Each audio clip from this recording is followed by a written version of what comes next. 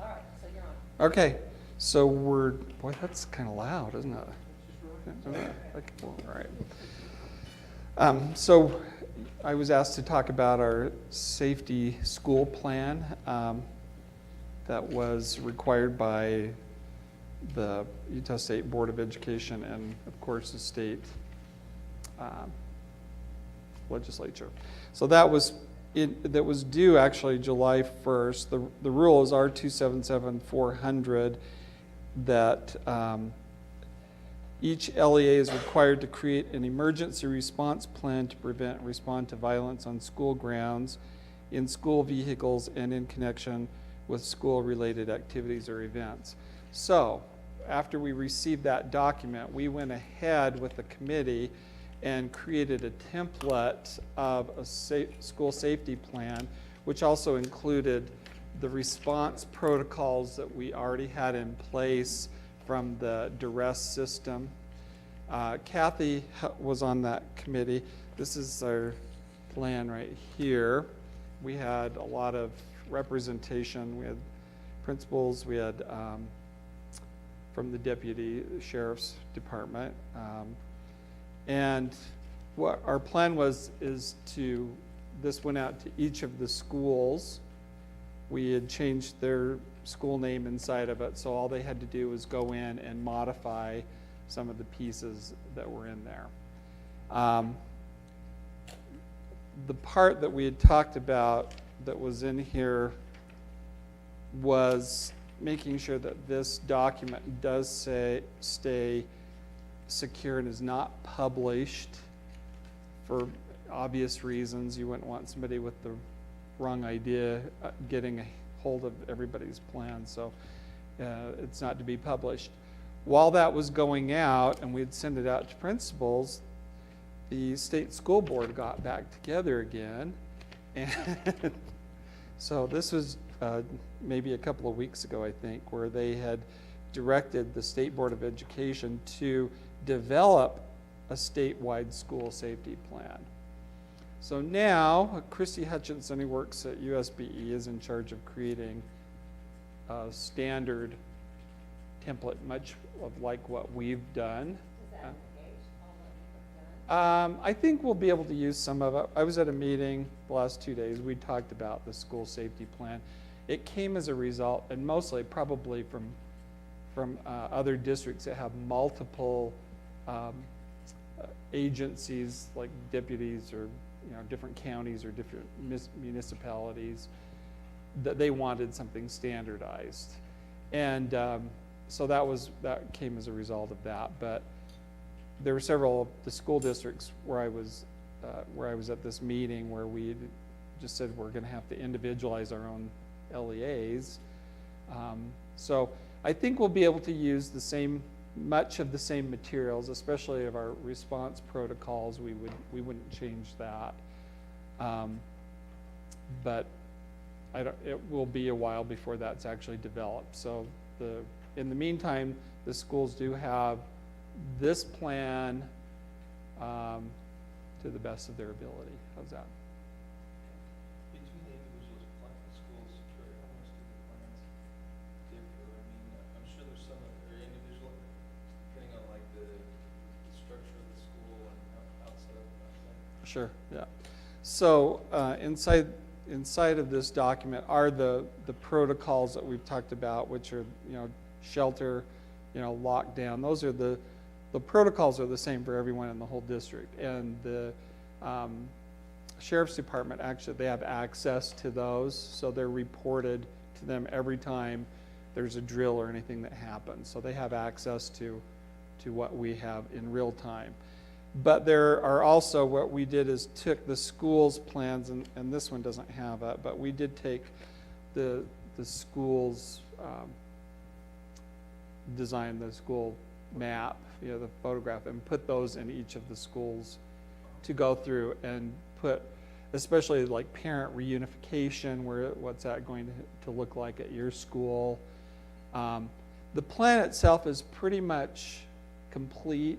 They would just need to go in and make the modifications for their areas. Like where your mustering areas would be? Yeah, right, yeah. Okay. Right.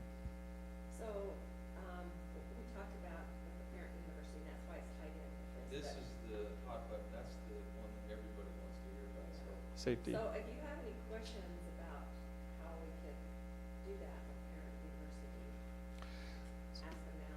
And our recommendation for principals is to come up with something that was a very simple acknowledgement of the plan, but the reunification, knowing that there is a reunification without actually revealing Right. the details of the plan, which we wouldn't want in place. And that will be the challenge with this, is communicating to the public our plan without too much detail. Right. Yeah, and And- so, based on the questions that I was posed by the PTAs and that, I can see that that's we're gonna have to be very careful about how we go about that. Right. Because a lot of them, they may not be satisfied with it, but they've gotta understand that there's a certain degree of, information that they don't need to know. Right, and as you're presenting to parents, Greg Johnson, who's is he still our lead school resource officer? He would be a good person to help talk to the parents about that, yeah, Do you know him? I didn't, That's very nice. He's one of the yeah, people, right, And he's really a good guy, I thought. yeah. So, the other thing that I thought would be tricky with parents is, there's gotta be some guidelines for them. On reunification, Yes. yeah, And everybody's gonna wanna go get their child. And Right. grab their child. Right. And take their child, and so that would probably, if we do this, would be something we would want to stress. Is there good plans for that? yeah, there actually is inside of this, and I'm not, there's a whole section on reunification, so if I can find it. While you're looking for that, I had a funny experience at a Green Canyon School Committee Council meeting a few months ago when they were discussing school safety and the DIRS system and explaining it to the parents over there and showing how it's on their cell phone, on the teachers' cell phones and on their computers and one of the parents was like, so when do parents get it on their cell phone? you can see where this is And headed. Judge Swenson went, no. Yeah, that would not be very good. So, we'll talk a little bit more about parent university at the end, but are you willing to help with him? Yeah. In that regards, and are you still somewhat interested in trying to have parent university launching? Oh, yeah, I mean, so the last thing, Kurt, would be, one of the other, on the Pareto chart of what they wanted to hear about was, like natural disasters, same type of a situation. Does this contain? Yeah, information on that? it does, Okay, yep. perfect. Yeah, so it has specific pieces in here, so it has the response protocols, but then also, like if there was a natural disaster, what those protocols would be and what that might look like. So that's contained in here, and we hope we get to keep a lot of this when the state develops their own plan. So we'll see what that looks like. Are they doing things a little bit backwards? What? I'm not saying. Are you, so the templates that I've seen from the state office of education are often awkward to read and are they not put together? And are you concerned about that at all? I don't know, because I haven't seen anything. They just barely passed something the other day, so I wasn't, Well, I had an in-depth discussion about that during Carol Mayer. Uh-huh.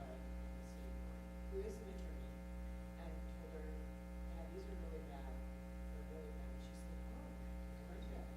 So I'm hoping that they looked into it and are changing some of that, but, my experience is that nothing that comes from USB is complicated. I'm just kidding. Wow, okay. I love their reaction. I'm like, wow. Okay. Okay, so do you think they would take a look at art? I told, I just got back today and we were interviewing, but I did tell Lillian, who's over student services, student advocacy, and safety, that I would shoot her off like a template that we were using. So I think after other school districts are saying, we already use some things in place and we don't want to lose that they're a little more open about that as they're looking into it. And Christy, who's over at Christy Hutchinson, she's really awesome, so I'm sure she'll be a more responsive about that. When we were asking about the reunification, part of that was, and the schools can make this as they, it makes it work for them. There's a checkout card right there. Then there's also this information about what a parent's role is in an emergency like that. So this is actually good information for reunification. Talks about staying home, don't come until you're contacted, and that we have access to contact you in several different ways so that you're not being a nuisance around the schools. Anyway, it just gives a little bit of, yeah. So anyway, there's a part of that that could be used in discussion with that. Good. So, one question, Kurt. I was gonna propose tonight that we would have our first meeting maybe in September. Do you see them having this all worked through by then, or am I going out of the school? I think it's okay if the schools don't have it as 100%, because they have a lot of their stuff in place right now. They've all actually had an opportunity to look through this. Some of them have actually been working on it. Some of the schools have. Oh, I apologize, Kurt. What I meant is the stuff, the information from the state. Oh yeah. That'll be ready. Yeah. And so maybe we could do, this is where we're at, and this is where we're headed, maybe kind of a status thing. Do you think that would be a good way to present that, or? Late September. Yeah. Would it be better? No, or maybe later, it doesn't matter, that's just what I had as my date to maybe have the first meeting. But this I was- think October would be better, because I think if we show up with parents and we kind of hum-ha about a plan, it looks like we're not. No, we definitely want to put our best foot Yeah. forward, so that's. Right. Okay. Anybody else have any more questions?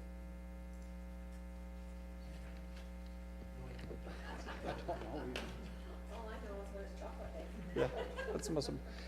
One more note, they were talking about changing the fire drills. That was one of the things that sparked this change. They think those are all antiquated. And so they want to talk with all the fire marshals, the state legislature, about changing the laws of that and what that could look like, and some of the fire codes that schools are under right now, and making some changes on that. Thanks. All right, okay, are we moving on? I want to do that, yep. All right. Thank you. And goodbye. Thanks, Kurt. Okay, I was asked to talk about options for teacher certification, and I'm going to hand out some information on that in just a second. But I'm going to preface my remarks with two big disclaimers. Number one, there are 4 ways that teachers can get a teacher certification in the state of Utah. The traditional route, which I think most of us are familiar with, which would be a 4-year degree, an education background. That is by far the vast majority of our teachers. And when I say that, I'm talking about at least 98% of our teachers currently take the traditional route to teacher certification, getting their license, again, usually through the university. They may add endorsements to that license different ways, but the vast majority of our educators have come to us the traditional route. The second disclaimer that I'll give you is that educator licensing in the state of Utah is always in a state of flux, it feels like. And there are some big changes on the horizon. And so the three non-traditional ways that I'm going to talk about tonight, they're currently in place right now, but if we have this discussion 2 years from now, the nomenclature and some of these routes are going to be different. And we know that already. We just don't know all of the specifics of that. The wheels are in motion, and I can tell you that in the future, and I think this will stay the same, instead of having, right now, most teachers have a level 1 or a level 2 license. And level 1 means beginning or less than 3 years of experience. And level 2 would be anyone that has 3 or more and has renewed their license at least one time. In the future, the nomenclature is going to be an associate license, which would be beginning teacher or people that are approaching the profession in a different route, or professional license. Those are the ones that we're going to move to. And my information is that by 2020, that new nomenclature and that new system will be in place. With that being said, like I said, there are 3 other ways for teachers to get their license. And we have teachers in all 3 categories. Let me pass these around. But as a percentage of our current workforce, we don't have that many. So the document that I handed out to you identifies the 3 other ways that are currently in place right now. The first one is called the Academic Pathway to Teaching, APT. And you'll see that this one is relatively new. They said that it was put in place by rule of June of 2016. It didn't really have a practical effect until probably October of 2016. So it's relatively new, and I will say it was controversial because it was very open-ended, and it basically allowed anyone with a bachelor's degree and passing a Praxis content test to get a license unilaterally on their own. And there were some in the profession that pushed back against that. There were some in the educator preparation programs that pushed back. But this was also in response to a growing teacher shortage in the state of Utah. So I really felt like the legislature was caught in a bind trying to respond to this teacher shortage, and they really mandated the state board to come up with a way to make it easier for someone to get their teaching license if they wanted to pursue that. We currently have 8 teachers that are using this, the APT, and districts across the state kind of approach this differently. Some districts said, we're not going to hire anyone with the APT because we don't know that they're going to have sufficient preparation and professional development. I'm going to skip to the second way, and it's on the, let's see, the second page of your handout there. The second way that teachers can get their license in a non-traditional way is the Alternative Routes to Licensure, ARL. And this one has been around for at least 10 years.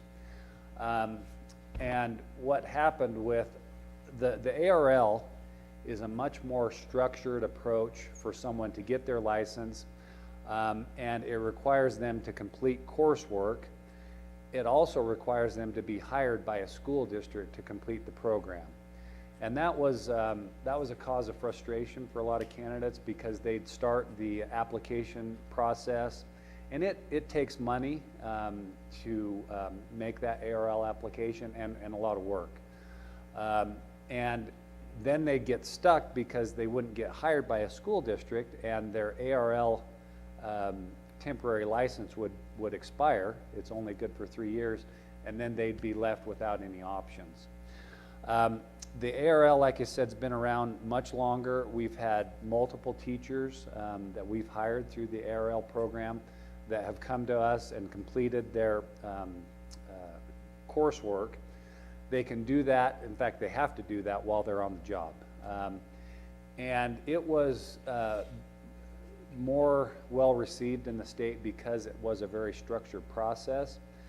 But it took time and it took money. And when the APT came online, a lot of the ARL candidates chose to switch to the APT because then they could forego some coursework. And I would say of the 8 people in our APT right now, I'd say half of them were former ARL candidates that said, hey, this is a quicker, cheaper route. We don't have to accept them changing that, but my approach has been, I want to help them get their license. If there are professional development questions or concerns or pedagogy, we're going to address that not through licensure, but through our teacher mentors and our teacher induction program. And I would say we've been successful in that. ARL candidates and APT candidates aren't more successful or less successful than our traditional candidates. We've had some that have been very successful, and we've had some that, even though they're experts in their content areas, they cannot translate that to delivering that content effectively. And so we've had some that have come to us that way and just not been able to be successful in the classroom. Yeah, it does. Yeah, absolutely. And so that's why I'd say from a percentage basis, I'd say maybe the failure rate is higher with ARL, which shouldn't be surprising. Are you picking that up, Dale? Okay, okay. And I've got the mic here. But not noticeably, not remarkably so. And again, principals and hiring committees that interview candidates, if they're going to go out on a limb and say this is the person we want, and we know that they're not a traditionally prepared candidate, they've got other characteristics and qualities that they see, and so generally they're not going to hire someone that they don't think can be successful in the classroom. It's not that often that we just don't have any candidates. We're fairly fortunate here in Cache County School District to have a sufficient pool and a well-qualified pool, but occasionally we may be just in a really tight spot where you know, we're going to take whoever we can and make it work. But the ARL, like I said, right now we've only got one person that's continuing in the ARL. So 8 on the APT, 1 on the ARL, and then the other option for someone to get their teaching license is on page 3 of that handout that I gave you. And this is currently called an LEA, a local education specific competency-based license. We have 3 teachers that have gone through the application process and that are currently teaching on an LEA specific license. And you'll see in the description of the LEA specific that this is for candidates if other licensing route for the applicant are untenable or unreasonable. And that's pretty vague. And I think that most candidates, we can say, hey, the APT is a route that's tenable for you. You can do that. The 3 LEA specific candidates that we have, one is a dual language immersion teacher, Chinese, which again, with her background, this made more sense than the others. There's an art teacher, And then there's one of our trainers that also teaches some introduction to medical sciences. And actually, we've got a couple of trainers, exercise science. So this is a person that has got a master's degree, and we didn't feel like it was necessary for him to go back and take additional coursework. We like the LEA specific license, and in the future, we'd like to use it more for candidates where the APT may not be very reasonable. The State Board of Education and the licensing office is pretty rigid about allowing districts to use that, and we really have to justify that when we do use it. But in the future, like I said, we do see changes, and all of these three other routes that we've talked about will be kind of fused into that associate level license. And for all teachers to move from level 1 or from one of these non-traditional routes, they do have to do professional development. They've got to demonstrate competency, and most of them do have to take a content test in their area. And that does include elementary teachers. There's a general elementary content test that graduates have to take, and also these candidates. That's a broad range of subjects, but they're not exempt from that if they teach elementary classes. So, in a nutshell, that is the 4 ways that teachers can get their license, and we've seen it all in our district, and I would say that our principals, our schools, they are very deliberate in their hiring, and they all understand that's really the most important decision that they make, is who they're going to bring on to educate our kids. And I think we're very fortunate that we've got a great group of educators in our district. Did you say there were any teachers on this number 3? 3. There's 3, only 3, yeah, currently. So, That's the one that you said that you'd like to use more in the future? well, For what purpose? well, I think what's going to happen is they change these routes. I think they're going to merge the APT and the ARL into this kind of broad category that's called LEA specific. And so it's going to be the terminology that we'll hear for anyone other than the traditional route. So it's not necessarily that, well, and it also gives more discretion to local school boards, because in the future, and actually, whenever we have an LEA specific license, one of the signatures that we have to get in that application is our board president. So I don't know if you remember, but you've signed 3 of those.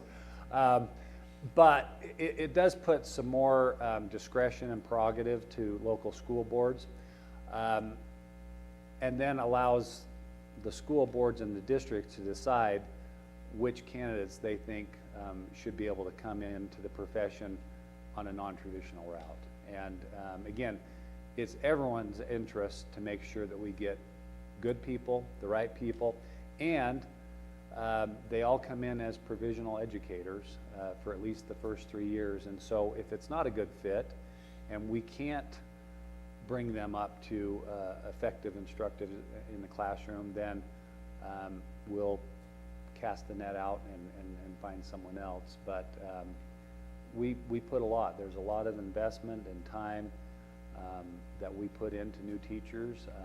So it's in none of our interests, to find someone that we think will fail. How often could we find holes, like maybe even for specialty subjects, where we would recruit a professional maybe that to bring them in to educate, and this would be a tool that we could use for that, right? Yes, it is a tool. In fact, we just hired, well, we're in the process of hiring a business teacher up at Green Canyon. He worked for Microsoft for years. He's taught up at the university, but he doesn't have a teaching license. But he's got a wealth of experience.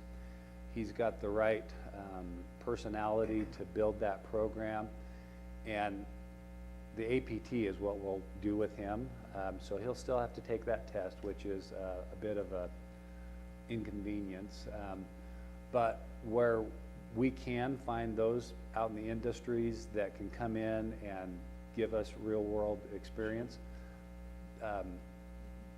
we want to do that. And this does give us routes to do that. So the LEA specific is only good for this district? Correct. They cannot take that to another district? Yeah, and that, again, makes sense, because if we're the ones saying, you know, we're gonna authorize this person to teach, another district outside of ours should be able to make that same decision if they do leave. So yeah, that's a good point. The other ones, the APT and the ARL, once they've completed that, they have a license that they can take with them somewhere else if they choose.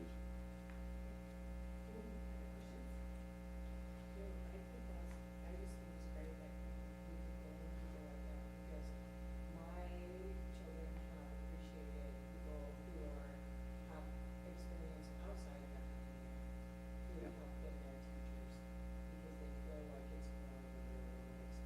Yeah, yeah. And sometimes we can't either incentivize, or there's other reasons that they don't want to come, but when there is a good fit like this one, yeah, it's a win-win situation, and we're lucky to get him. Why don't you tell them just in a couple of minutes about the audit? Well, because we're a government agency, we are subject to the state auditor's office, and they have broad jurisdiction to audit anything for anyone at any time. But they recently either told the State Board of Education or asked the State Board of Education, so they're the official client, that they wanted to do an audit on personnel files in school districts. And they randomly select districts to participate in that audit, and we were the lucky recipient of getting our number drawn. And so on Monday and Tuesday this last week, we had 5 auditors here for 12 hours the first day and probably 8 hours the second day, and they went through every single active teacher personnel file that we have. And again, this wasn't a may we, this is we're coming in, and you know, you need to accommodate. And they were very professional, and they don't have to share exactly what they're looking for, and they did share that there will be 2 more districts that they will do a full audit on, and then they will do some spot checks of about 20 other school districts and charter schools, and ultimately they'll prepare some kind of report that they'll share, and they're not going to identify the Cache School District. They'll identify us as LEA A, B, or whatever. And I could tell, you know, that they were looking for certain things, but again, they didn't really reveal exactly what they were looking for, but they were very thorough. And mainly they were looking for everything within the last 5 years. So they weren't necessarily going back more than 5 years, but anyone that was a current educator or had been with us as an educator in the last 5 years, they looked at every one of those files. And I know they were meticulous, because they found one person that showed up in our Cactus, which is the state database that we have no record of, we've never heard of, and we don't know why it showed up. This was someone that was assigned to South Cache 3 years ago. That must have been a glitch in the system. So I know that they were very thorough, but I don't know what the results are, and I don't know how we compare to other school districts. But we survived, and they were mostly harmless. But there may be some further discussions and things for us to look at as a result of it. Anything else? Thank you. Very much. Okay, thank Appreciate you. that. Thank you. I would suggest if you could, go to number 8, Okay. and that will take care of 9 in discussion, because 9 got added. There should have been a secondary projected growth too, but that should all be covered in number 8. Okay. So, Is that Gary? we brought, yeah, Gary and Mike. And then we won't show favoritism. There'll be that some go early and some didn't. So, Mike, you want to Yeah. lead out? Or you want- Well, Gary? let Gary start, and then I'll throw some recommendations. Let me just give a little background. So, okay. This is a discussion that I think we're having far earlier than I ever wanted to.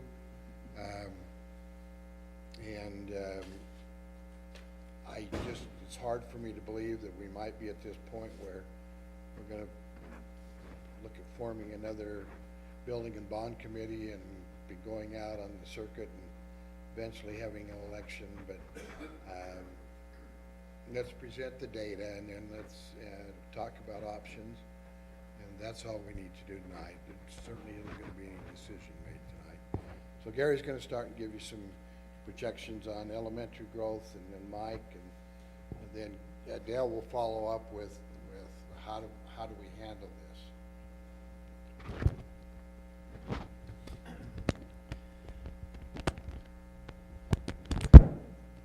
Let me start off by just saying I ask each principal to do a little research in their boundary area and get us some information on current growth and development in their area. Some went out and talked to contractors in the field at the time. Some went to city managers, some went to city mayors, some went to planning and zoning. And so we got a lot of different information from different areas. When it came back in, I went ahead, I took the last couple of days and I drove through these areas because, for example, there was one, 250 homes in this one area, and it's been approved. Well, I drove past there and there are still horses grazing in there. I did not list those 250 on here anywhere. Another area, 57 homes, it's already been approved. Well, they're cutting hay right now. So those that actually had roads in and actually had some building going on are the only ones that I counted. Even some of those that have the road in and the utilities stubbed up, but there's not a foundation or a home being built yet there, I did not count those. So this is a pretty conservative. Even some of the subdivisions may have been approved for 22 homes. I was able to count 11 of them. I put 11 down. I didn't put the full 22. So with that, just kind of pass these around and you can kind of see what we collected. I'm going to do this maybe in areas. Let's start with the River Heights area because I think that's the one area that we're all a little more familiar with. In the last couple months, we've kind of spent some time there. As we go down through, Steph has been pretty good at giving me some information and keeping me up to date. Her total projection and information comes in at 570 units. I've only included 214 because these 214 are currently being built and will be completed either by August or by the end of December. So these affect this school year. So River Heights has 214 units. It's a combination of some homes, 2 or 3 subdivisions, and some apartments and some townhomes. Probably my number one concern in the elementary, because we already have 6 portables at River Heights Elementary, and we do see that growth currently. And you guys have been aware of that because we've spent some time. My next area of concern would probably be Hiram. If you look at Canyon and Lincoln on the second page there, once again I went out. Canyon supposedly has been approved for 600 homes out there in that area. I went ahead and counted those fourplexes that are currently being built, the Karchner homes that are currently built or being built, and there is also one of those where they build their own home, the group gets together. What are they? Nonprofit. Nonprofit. There's one of those, and so I included those homes. If we include those units, there's 63 currently right now at Canyon. Lincoln has some subdivisions and some smaller ones, but they add up to about 49 total units. Canyon and Lincoln are at capacity. We did create a little bit of room at Canyon this year by moving the life skills class that's there. We moved them into Millville for next year. So that opened up a classroom at Canyon, and I think will, help us in the immediate future. If I back up to River Heights, we took there's a pit, a music room that's quite large. We're going to fill that in, divide that in half. Because we didn't end up moving students and because we don't want to put one more portable in that parking lot, we're going to split that this summer and make 2 teaching stations out of that. The music class will move to the portable outside, so we think that will buy us a little bit of breathing room for this upcoming year. So those are the 2 biggest hot spots, but we've done something to mitigate both of those. If you go to Birch Creek and to Summit, and those are on 2 separate pages, I apologize, but those 2 areas had a little more growth than I anticipated. Summit Elementary has a total of 58. Once again, we drove through these subdivisions. These are homes currently being built. And I don't know if you've noticed, just north and east of Firehouse Pizza there's a whole slew of apartments going in there, 96 units total. I only counted 48 because they have 7 of those buildings currently up. But that's only half of what's going in there, so we only counted half. But those, some are occupied already and others look like they're very close. If you go Birch Creek, there's another 36 there, and that building is basically at capacity too. So those are the hot spots. If you look at the other schools, there is growth in a lot of these other schools, but we're okay. We have a little bit of room in those schools still. We lost a lot of our room lately because 6th grade came back to the elementary and we absorbed that. The other thing is there have been multiple grants from the state for preschool, and we've had some for all-day kindergarten. I think the state is looking pretty seriously at all-day kindergarten. We're collecting some data and seeing some very good indicators from the schools that we have done all-day kindergarten. We're limited though because, for example, a Millville Elementary has 2 kindergarten classrooms. They have 3 sections of kindergarten, 2 in the morning, 1 in the afternoon. That allowed us to be able to do an all-day kindergarten there because that other room is available. So one of those groups in the morning really now becomes an all-day kindergarten. But we could only do that where we had 2 classrooms and 1.5 sections, or 3 sections, 1.5 teachers. So it really limited us there. So if the state does move to funding this even more, our concern is, a lot of these schools are at capacity plus. Any of these at capacity really are at capacity plus have portables already there. We looked at, with this conservative across the district, 570 units, whatever that means. Do you figure 1 kid per household, 1.2? Do you figure 75% of them bring a child, of elementary age? Hard to know, but it's where we're at. Questions on elementary? I think it would probably be nice to do a follow-up to this, just call, Okay, we can do that. Yeah. If they're approved, it would come sometime. Yeah, it would basically double that number at least. Yep. These are all the ones that you're expecting in the next 3 years. These are ones I'm expecting that will roll in sometime in the next school year. Yes, some by August, some by December. But I anticipate, for example, there's a subdivision going in by Don's Auto Body. There are 10 homes that are going in right there. There's only 1 foundation that's been poured. Those folks have already come and registered their child or their children, 2 kids, because they know they're going to build there. They've purchased the land. They've got a builder, so they're here, even though the house is not. And I think we're going to see a lot of that over the summer and into August.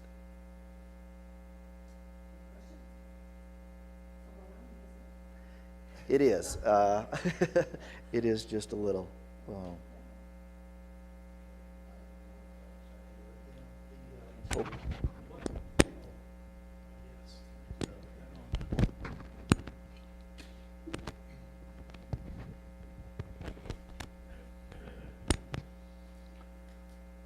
You know, and what we're able to do in the secondary is we take a look at what's happening in the elementary level, and you can see the growth or whatever's happening, and then starts to paint a picture for us.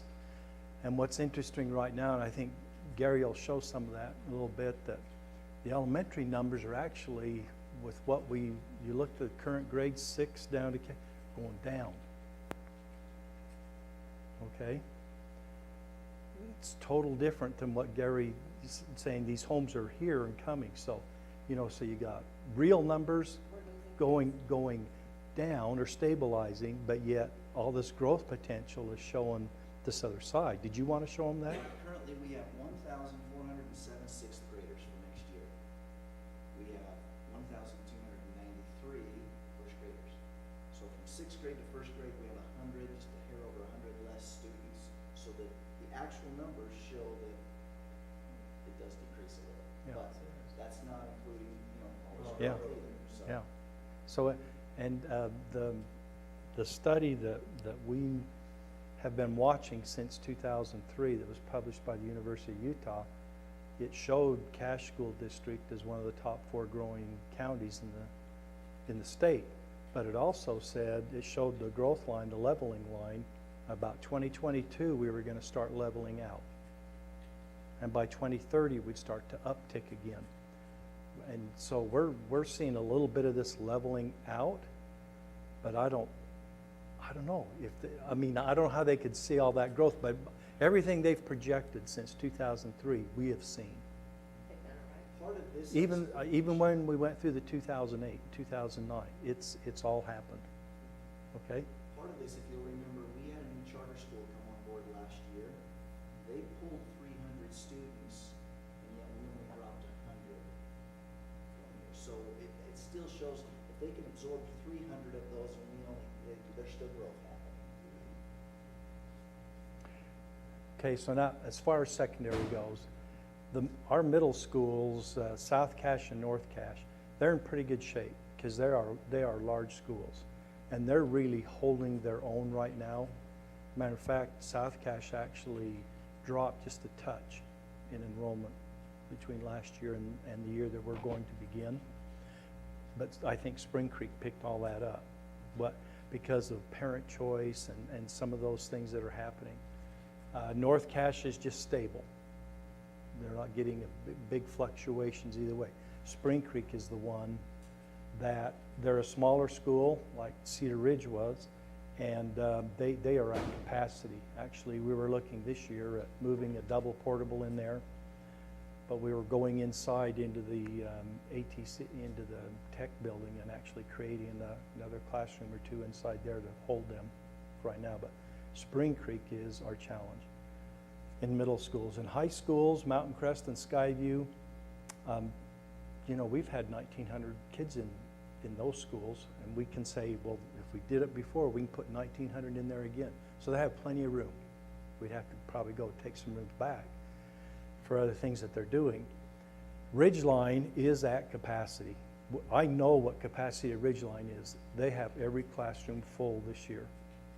So we have got to look at the 10 classroom addition at Ridgeline. Doors taken off. Yeah, we took that off. Now Green Canyon, if they hear us talking about that 10 classroom, Green Canyon is saying, well, we want our 10 classroom addition on as well right now. Well, they're sitting around 1,330. Ridgeline is 1,600. Okay, that's the difference. Now that doesn't mean Green Canyon wouldn't catch up, because they are in a high growth area. Okay, in that area.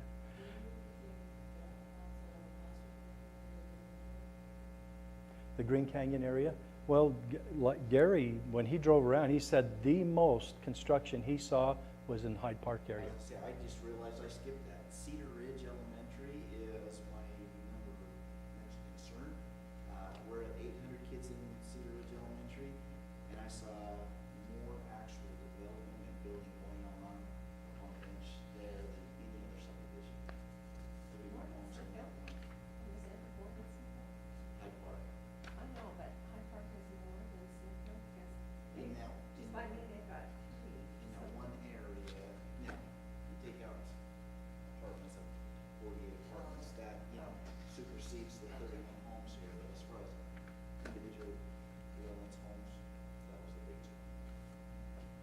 I'm just going to throw out some courses of action, just to think about, and that's all it is just first throw out so everybody can gasp, all right, and take a look at some options.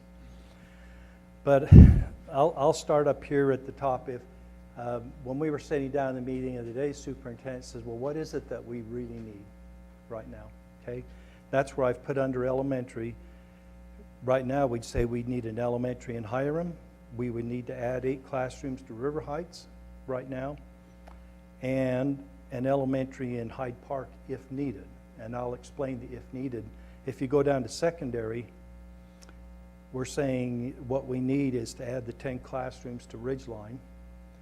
And if there was any weakness that we had in our 2013 bond, it was we do not have a middle school feeder program to our high schools.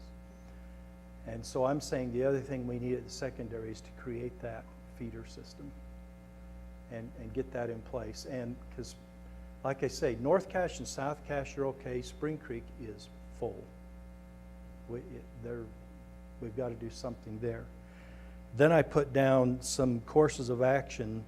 If we tried to create those 4 middle school feeders, what we'd have to do, and off to the side how much that would cost. But I'm hesitant on saying on cost because, geez, we thought we knew what costs were when we were sitting down talking about 2013 bond, and you quickly lose control of that because we can't control it. It's all out there on the economy with it.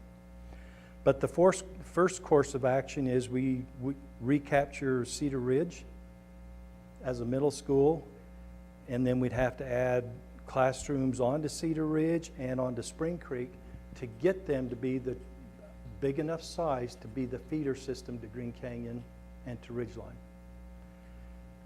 And on top of that, you'd have to do those elementary things up above. You can see that if you go down to the bottom there, the course of action 1 total cost, that'd be about a little over $42 million to do course of action 1. Okay.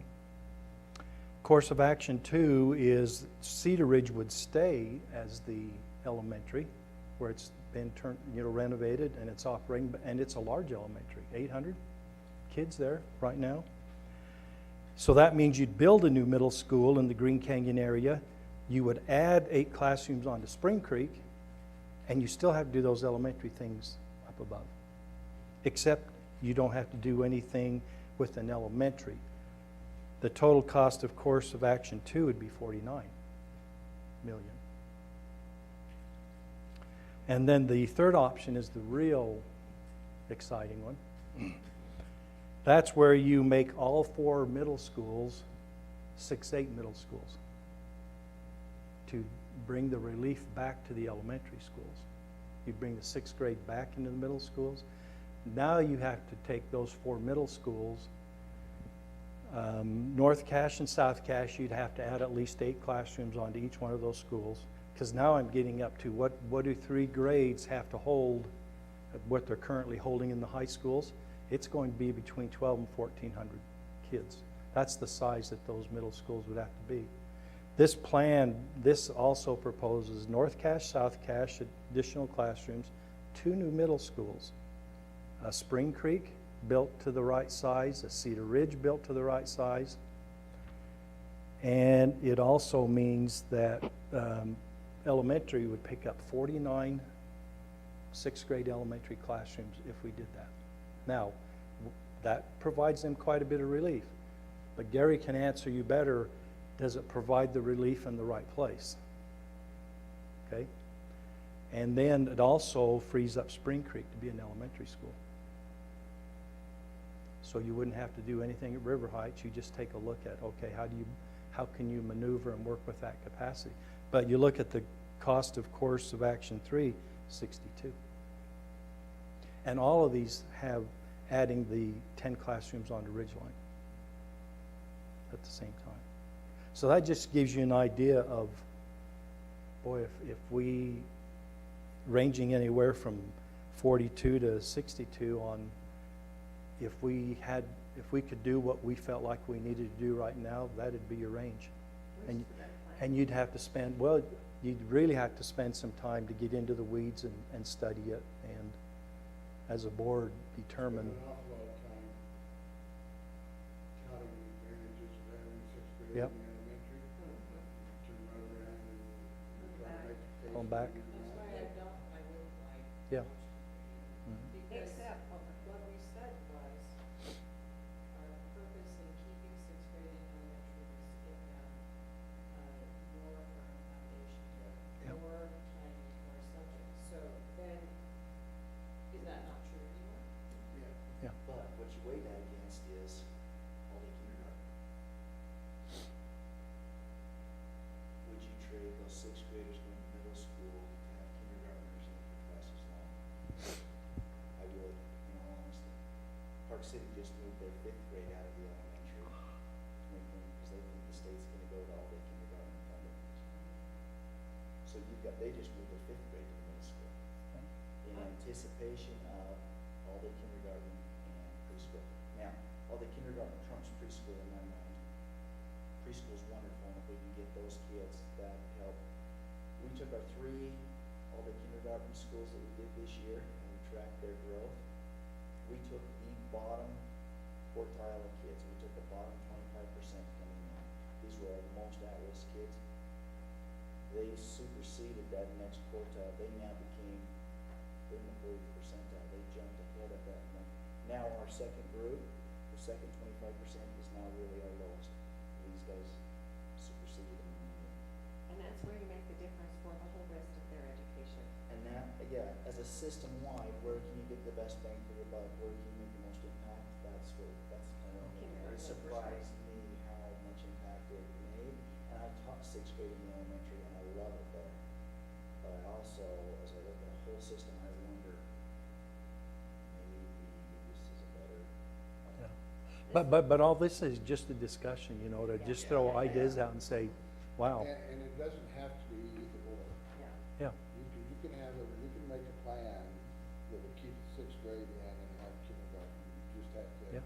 Just have to decide build, what it was. it One other means thing more that, elementaries. I've noticed going around to the elementary school for the faculty meetings was, and this was just one teacher's input, but she said, we've gotta get sixth grade out of the elementary school, we grew for so many years. Well, and there's another Really? piece of that that surprised me a little, and Hmm, the I sixth grade. haven't heard that either. In the state is actually secondary. It's 6-12 K-5 curriculum. So as we've tried to make this, and we've done a pretty good job, it does get a little muddy with our sixth grade curriculum. And as we hold professional development, the principals are saying, well, I want all of my teachers with me in elementary. And yet, the curriculum is secondary. Do we send them to the secondary PD or the elementary PD? Which professional development do they go to? So there's, a little bit of that too that I did not anticipate, in all honesty. I didn't realize that it was cut as clean as it And is. I've heard from 2 principals who said, I love my sixth graders. Mm-hmm. They are such great leaders for the youngest kids. And they become mature and They do great things. Yeah, yeah. So those are all things that have to be looked at. So the next part is Dale can walk you through, well, what does that mean? How do we pay them? And if we bite it off in one chunk, there's probably isn't money going. We decided to do it in phases. I thought we were saying a lot longer. We did too, but if you back up, it wasn't 6 years since the last one, 2015. Well, 2 years before that.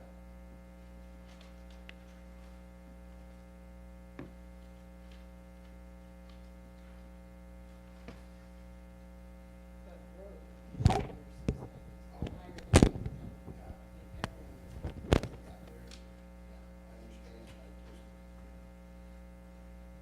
We just didn't think I it just was. can't, you just see these faces out here that will be here, and we'll face again, and that's okay. Well, there's 3 ways you can handle building growth in the district. One is to pay as you go, and districts who have a high capital outlay levy, have been able to keep themselves out of debt by just anticipating growth needs and building up a capital outlay budget enough to build new facilities. Probably Salt Lake's about the only one, or Grant, I think, is there also that, yeah. It's not an option for us. Another option is what we have done traditionally, which is use general obligation bonds, where we go out and have a vote of the public to let them authorize us to go into debt, sell bonds, and repay those through property taxes, usually over 15 to 17 years is what we've traditionally done. And so right now we currently have no outstanding bonding authorization. We would have to go through a bond election, which is a very enjoyable experience for all, and brings us all together. But you are limited on how much debt you can incur as a district, and so there is a formula where you are allowed up to 4% of the fair market value of the property in the district. And so with currently we have 156,890,000 of outstanding general obligation bonds. But we still have additional debt incurring capacity of just under 120 million. So we're not beating up against that wall right now. The third way of funding projects, and this is mainly for smaller projects where you are not able to get voter authorization to sell general obligation bonds, or again, these are very small projects that it's just the timing that it takes to go through an election and everything might be more than they need to keep moving forward. And so that's where you actually create what they call a local building authority. A local building authority.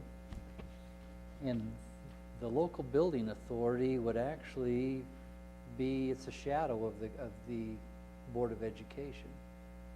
So you as board members would create what would be a local building authority. And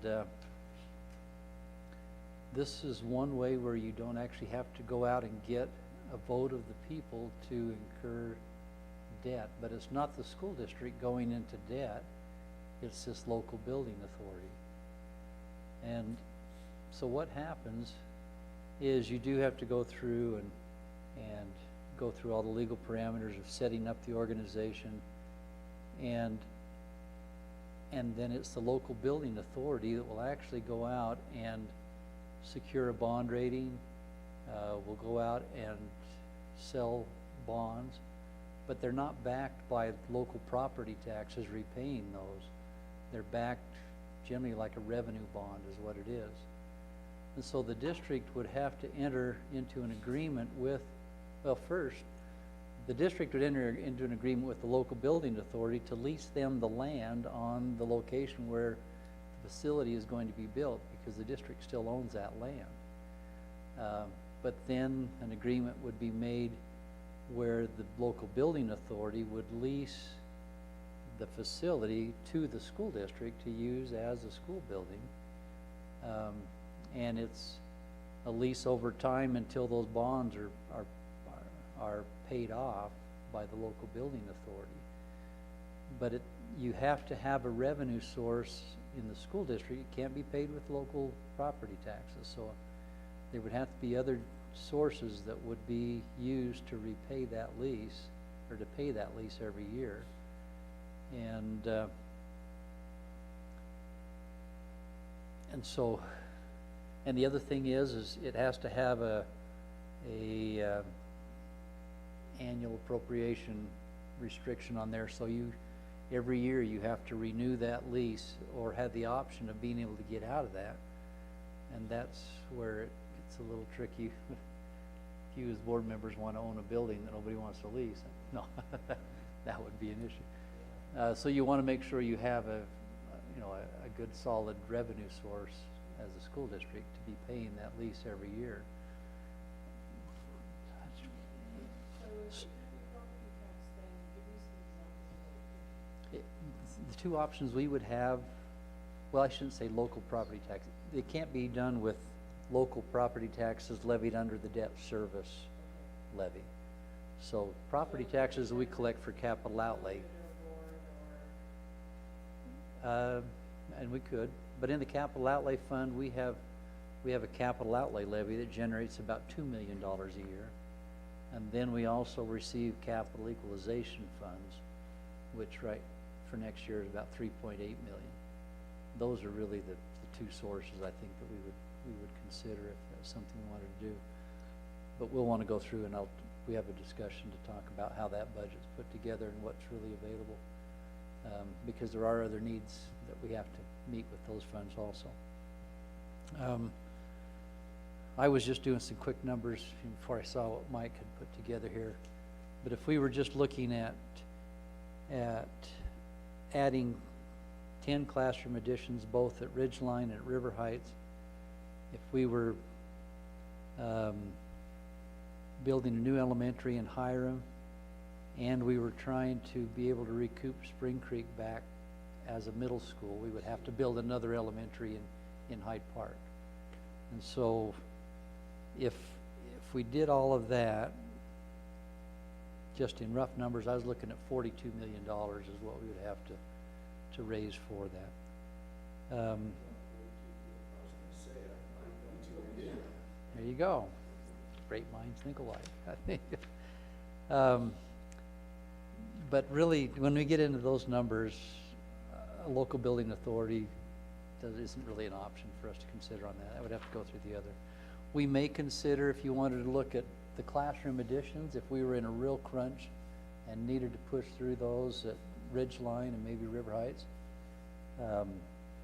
I was just putting together, if we borrowed $4 million, which would take care of either River Heights or Ridgeline, and repaid that back over 5 years, it would cost us about $890,000 a year that we would have to use of capital outlay funding to pay that lease over a 5-year period.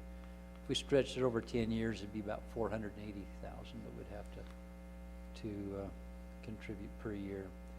If we did both the Ridgeline and River Heights, looking at $8 million, over 5 years, we'd have to pay back $1,780,000 every year.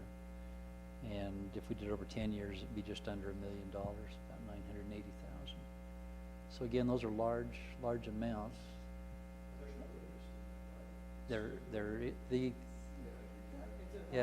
It's a debt that the local building authority, they are. And in fact, when a local building authority goes out to sell bonds as compared to a school district, the interest rate is even higher because it's not as secure as it would be with a general obligation bond. About a percent. Yeah, it was about, actually 1/10%. Yeah, about 1/10% higher interest rate, but yeah, it adds up. So those are. How long do you finish the project? Yeah, going back to the old eye, it's way over the rest of the day.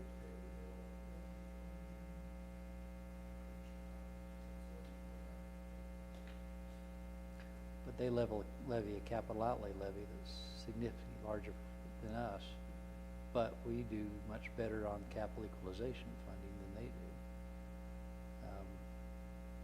So it's always a question. It's just an option. Yeah. That if you wanted to, we felt like we had to hurry to get a 10 classroom addition on, it's a way to do it without having to go through the whole process of going to the building. Are we pressed for 10 additional girls to school?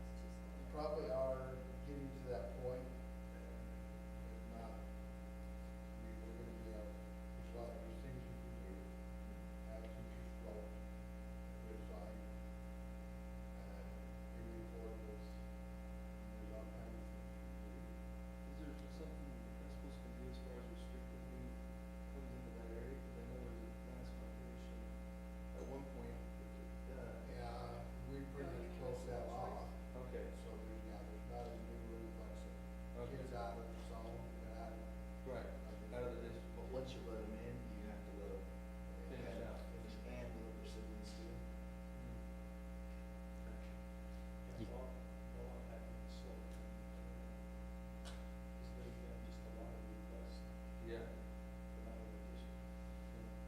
really want to tick people off, we could change the alignments between the two high schools.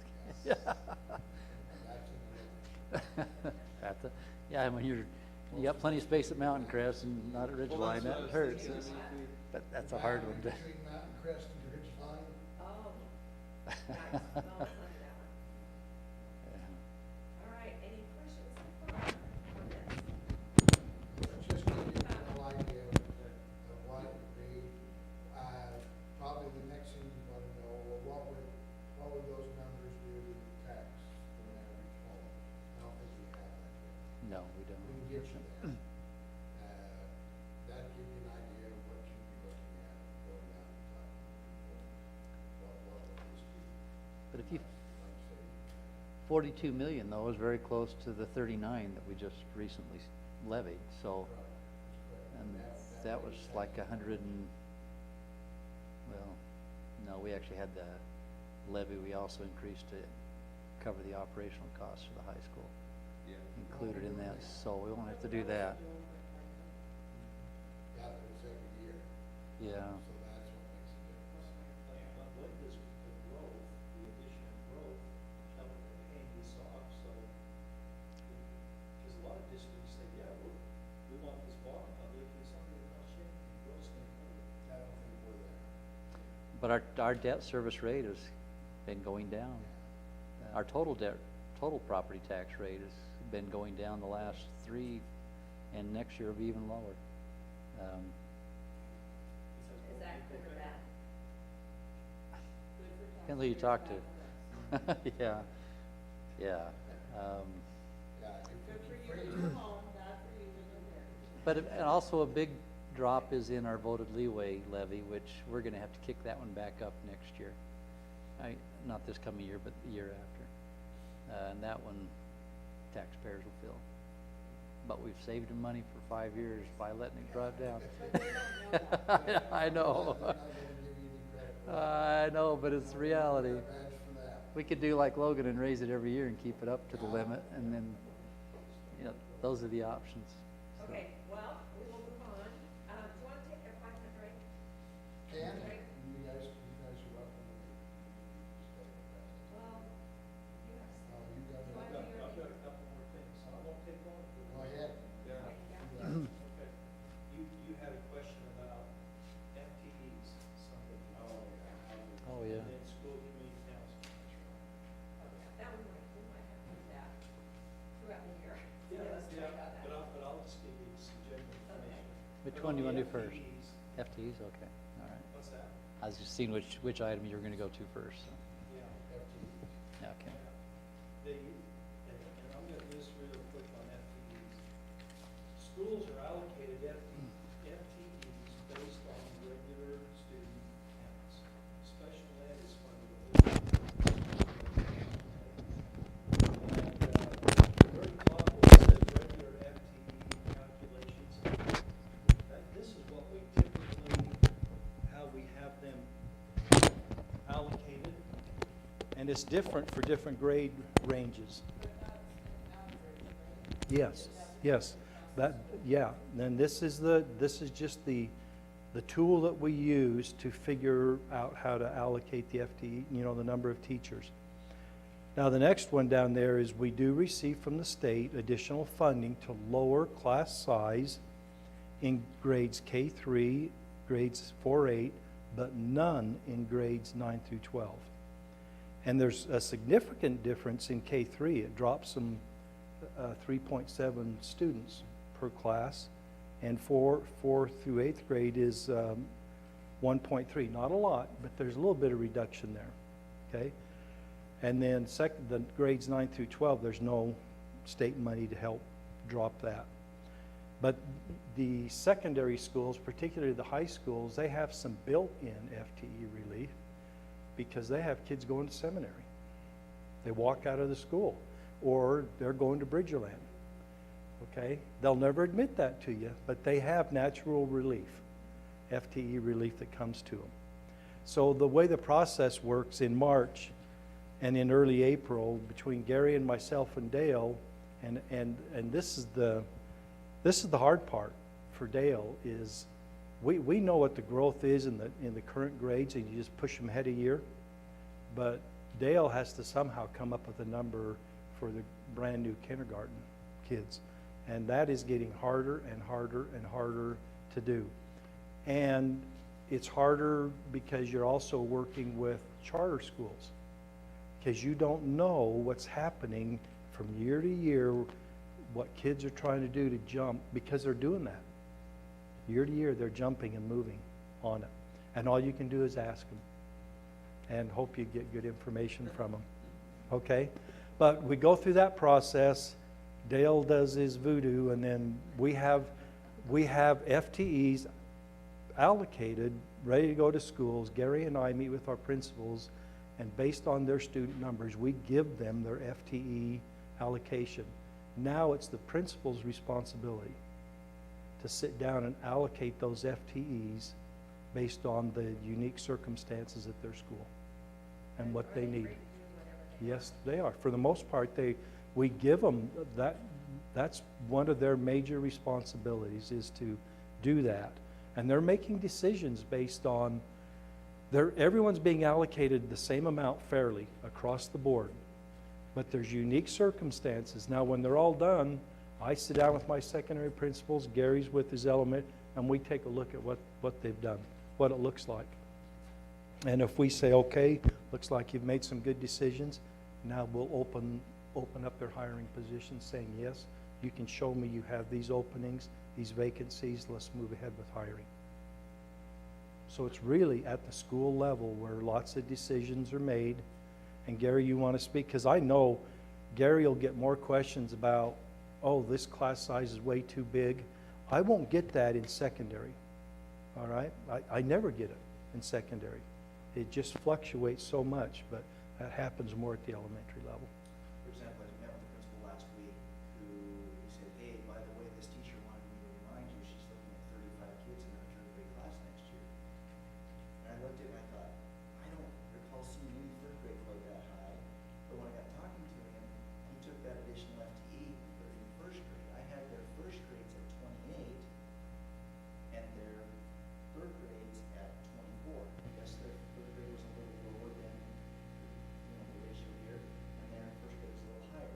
But I felt like that was a closer match. What he did is he put the FTE down here, dropped his first grade to 20. Well, those are beautiful numbers, but by doing that, he jumped his third grade to 35. And I said, you're the building administrator. You're the one that will have to answer to parents. I think it's an easier sell to first grade of 28 than it is third grade of 35. And so he went back and talked to his teachers, and he's looking at really adjusting that. But secondary principals do the same thing, it's just the parents don't say, I mean, because you have 60 kids in a Sure. class. Yeah, So you can have yeah, 20 kids or 30 kids in a language arts class. sure, yeah. Yeah. So the main thing I think for the board is you may get somebody calling you up saying, I just can't believe these class sizes.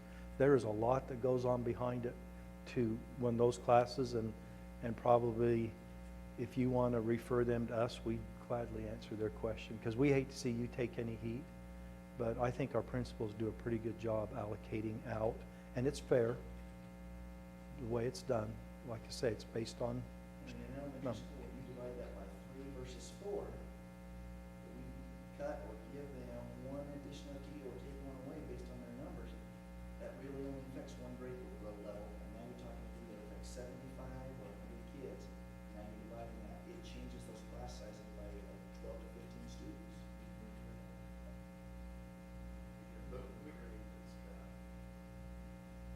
You got 32 in this grade and 22 in the one right Well, behind it. plus,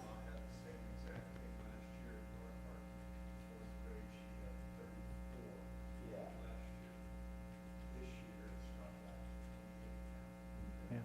but we also have, isn't, Title I is part of that issue with some elementaries who have lost Title I funding recently.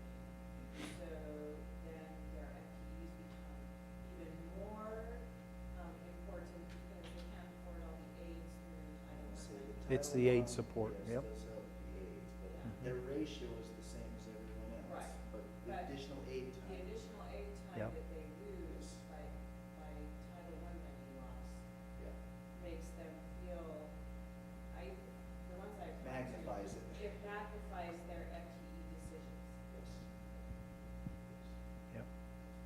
Thank goodness for trust lands. Yes. Yeah. And That- if you're in a that- non-Title I that- school in elementary, 100% of your trust lands money goes into reading aids. Yeah. We very seldom let a first grade class stay our goal is getting down, so the principals know that. They usually distribute theirs such that I know if that I'm not gonna allow that first grade to be that big, and they know But we have to watch them, because Yeah. if they apply it down there and, oh, we got the assigned number, I don't think you switch that, it brings you closer to the line. So it's, they have to watch it, but All right, so I guess the message of this is it's all fair, and if we get questions, send them to Mhm. us. Yeah, I think we can Really, answer. I would say, and I don't know, maybe I'm speaking out of turn here, but I think they should talk to their principal first. They should talk to their building administrator first, because Okay.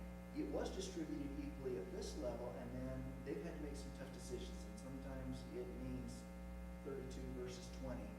But they can explain that probably better than I Yeah. can, because I. And they'll just turn around and throw Gary under the bus when they talk to the parent. And It was that's his okay, fault. and It was that's his fault. okay. I think it's better to go to Go them to the than line. me second guessing what they've done. And I don't wanna make them look bad by saying, if you would've put that FTE on the third grade rather than the first grade, you wouldn't have this problem. Cause I don't wanna say that either. But in No, but essence, it is a school administrator decision. it is. Yes. And that's where, what we need to say is that, because somebody was asking me something, about funding, and I said, well, that's really a school-specific decision. And so, every school's gonna be different, because it's left up to the principal and the school to make those decisions. I really like Gary being in position here, because he's probably one of the smartest, know how to play those angles when he's out there, and he knows what to look for. And he does a great job of bird dogging. He's got some background knowledge in that area. Perfect. Yeah, he's good at it. Okay, any other questions on that one? Sure. All right, what else do you have? Trust lands, Okay. your favorite thing. Oh, my gosh. Well, we really need to be educated better than we were this last time. Well, Or just get some skills on how to make sure the principals I do what think we we just need suggest. skills. well, Here's one. So principals need skills. yeah. And I'll do this quickly, but it's not that I don't feel your pain with this, okay, because I do. You've had to do it But- yourself for how many years? No, but I want to make sure that we're doing what you as a school board would like us to do. Because Gary and I can certainly step in and do more on reviewing the plans and take that burden off of you guys. But you guys have to make that decision. If you go to the third bullet down, where it talks about local board training and things that you should read and approve, school improvement plans and trust land plans. Now, school improvement plans are gone, we know that. So it says there, okay, that's what you should do. That doesn't mean you have to do that. But I think it's great that you are getting involved in, and you're reading them and you're understanding them, okay? The fourth bullet down, review the amendments to plans, and we always do that. If a school needs to amend a plan, we bring it to a board meeting, all right? So I guess what I would ask you as board members is, I don't want to put you in a situation where you feel like you've read a plan, now you're going to go sit down with the principal and say, this is what you need to change. Maybe you review the plan, you bring the suggestions to Gary and I, and we go sit down with the principals and say, this is what, we'll do whatever you want, okay? What do you Well, want to do? I honestly think it's worked pretty well just communicating directly with the principals. I If agree. they don't mind that, it seems like it's worked well for me. I'm embarrassed I missed a couple of things, but, No. that's what If- I wanted to. No, look at the third page in this handout I just gave you. I just took the comments that came back from, did you get a handout? Okay. But I just took the comments that came back from Paula. And by the way, we got word today from Paula, Cash District's all approved, we're done. We're moving, and she says Cash District's done a great job, so you've done just right, okay? We're approved and moving. But there were three general comments: goals, under goals, expenditures, and character ed and behavior interventions. Those are the, and they were just like repeating comments, and there's nothing hard there to fix. Based on her comments, we have to train our principals better, that if they list an expenditure, copy it and paste it up in the goal. And our principals need to be better at writing a goal that shows a measurement. That was the comment. That was it. We have those two things straightened out, we're good. That's kind of what I felt about it. Yeah. was It was just those two simple things. That's all it is. But, and three of the principals were great, and another one, I felt like he just did not understand. And that's where we can intervene and help do that. But I just don't want to ask the board to do something you're not feel comfortable with, but we'll do what you would like us to do. So how does On the it. board feel about it? I like doing that because it kind of gets me into, first of all, there's school community councils. Well, yeah, we're with them in those meetings during the year as they develop. Yeah, So I think it's good. so we're there and we can offer suggestions as we go along. The one thing that I tried to do with having you send the rubric out Mhm. early to all of us, and maybe I didn't explain this very well before, was to take that to a school community council meeting and make sure they know these things now. This is a problem, so work on that, and this is a problem, so work on that. So when you write it, they write it correctly in the first place. Then when we read it, if it doesn't work, we can go back and say, okay, here's what you need to fix, and here's what you need to fix, and then hopefully they fix it. And if not, And if they don't, then they get comments from Paul. yeah. Yeah, and then we fix it again. Yes. And now they've all been fixed, and Paula says we're The good. interesting thing that I learned this year was that principals are keeping us the recipes.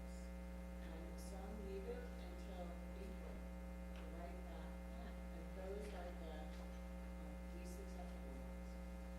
Because they don't start early enough. And some of the principals use, the ones that I really enjoy attending, the school community council meetings, are where the principals are actually using the school community councils as councils for their schools. The ones that are the hardest to attend are the ones where the principals are counting and saying, well, we don't need to meet because we only need this many meetings per year, so we're not gonna start until October, and we can be done in April, and we don't need to meet it, you know what I'm saying? They don't look at the school community council as an asset.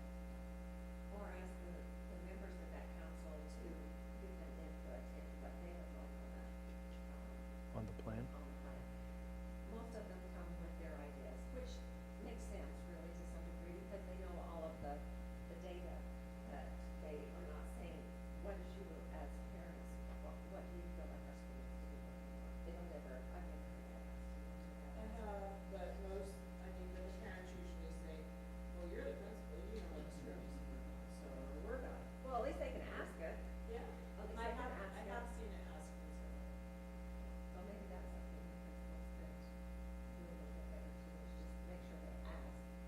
And I did have one principal who, had the whole committee that he put together to do the plan come and spend one day together, and they all worked on it together. So parents, teachers, and he, were doing different assignments, and, Mhm. and it was a good plan.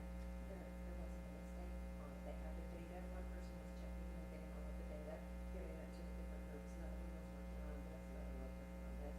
I don't know that that would work for every school, but I thought he really did involve this committee, this council. Well, the money that the schools are receiving is real money today. It is a significant amount of money to make an impact in their school, and we should do everything that we can on our end to make them account for that. And it's hard for them to do it, I'll tell you. They're not sent there to, it's hard for them to manage and account the day-to-day money type stuff that comes in on a grant. It is hard. That's Dale's job, our job, okay? But I'm telling you, that there's a learning curve for them on that. Well, I think they're doing great. Mhm. And, what do you guys feel about doing that? Yeah, it's good that we're staying involved.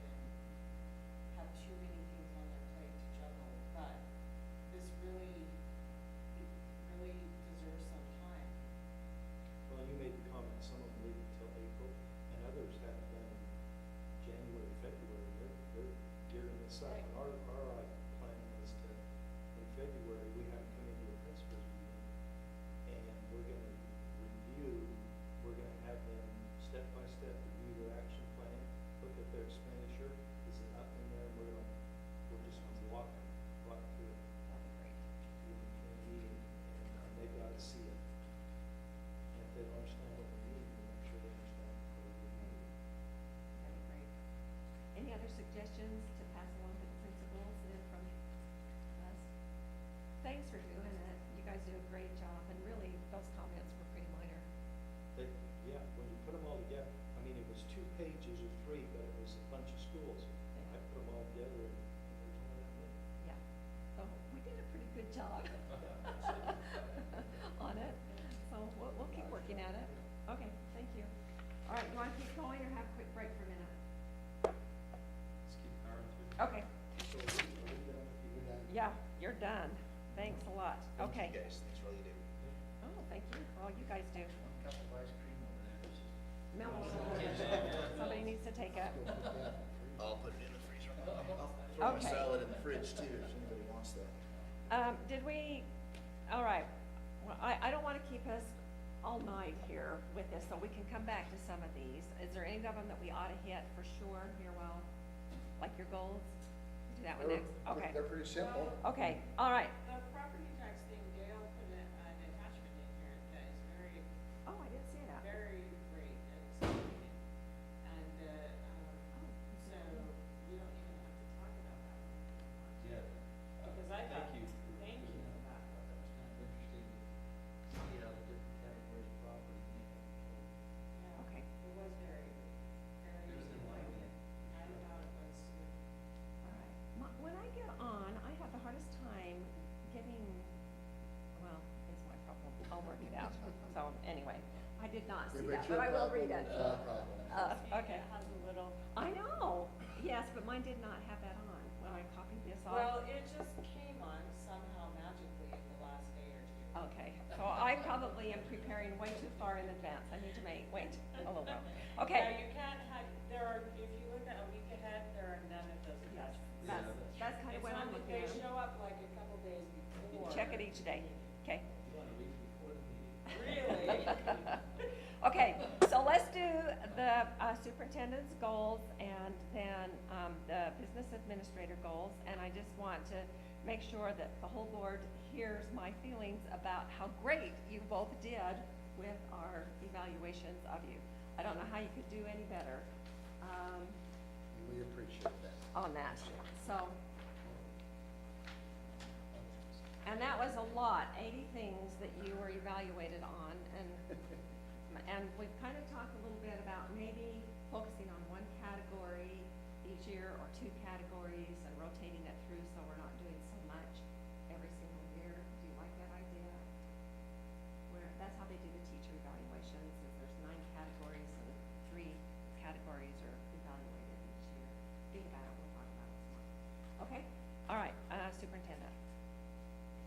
Okay, here's a little background on number 1. You have to go all the way back to about 1964. I'm a sophomore at Preston High, and I'm taking high.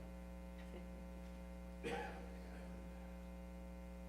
my little fingers just didn't get it.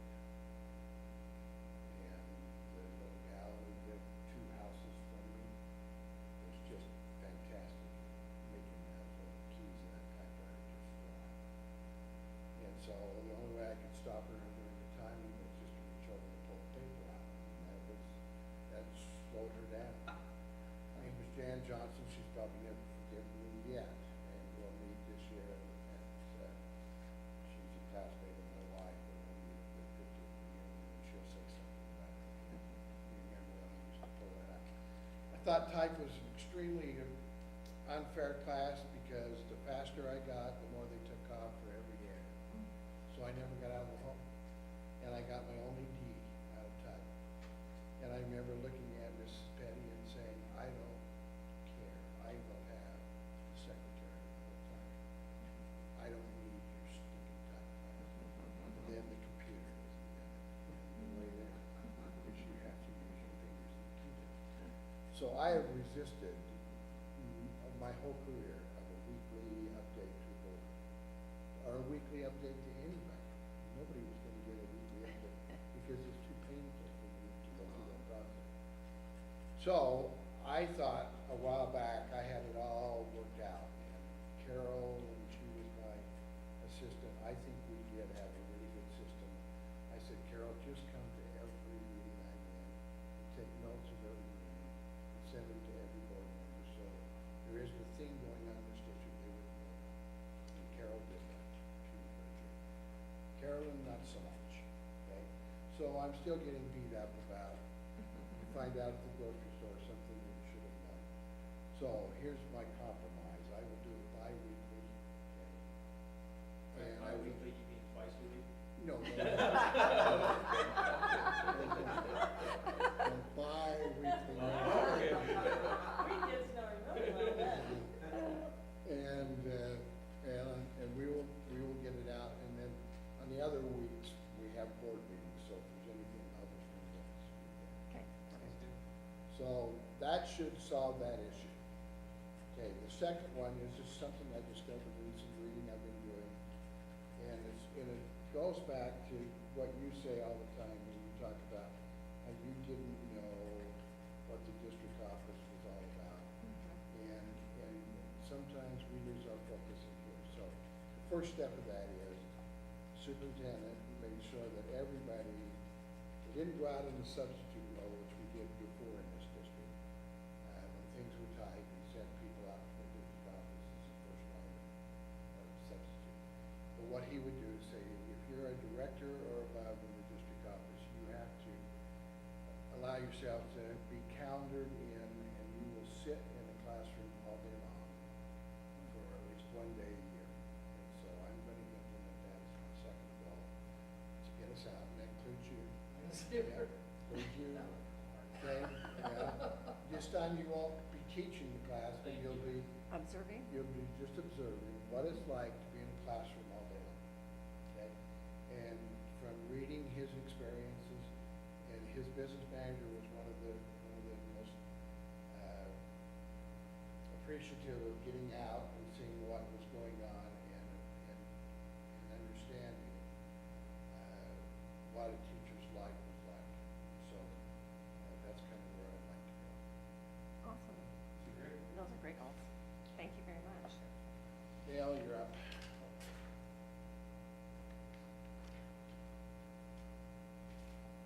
Everybody will love that in the school except for the teacher that you're in their classroom.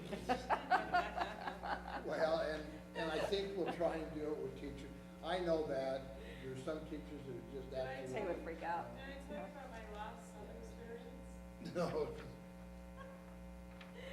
Well, I was subbing for a desperate science teacher who was supposed to be leaving for Hawaii the last week of school. And it's the first time ever that I ventured outside math classroom. It was 9 years. So it was a real stretch for me. Yeah. But he just wanted me to show movies, so I could show He was movies. he was right there. Yeah, he was.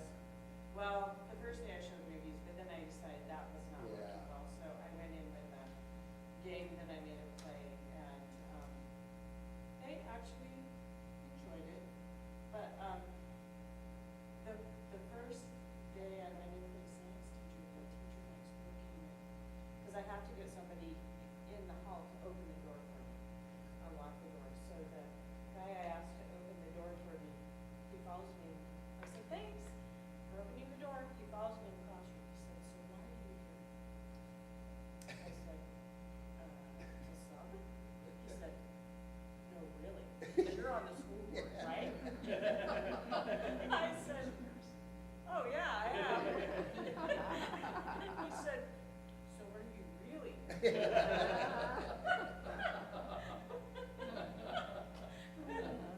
I must have been okay, because after a couple of days of having a few conversations with him and everything, then he said, would you give me your name and number, would you sub for me, and I need a really good one?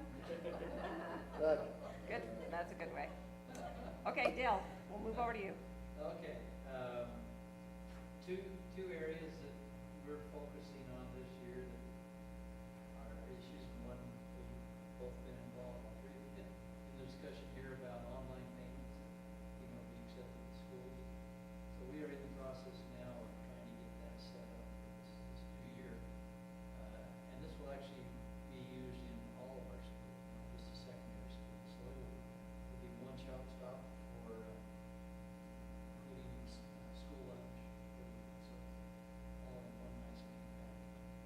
And, but it's gonna take some more work to get that coordinated.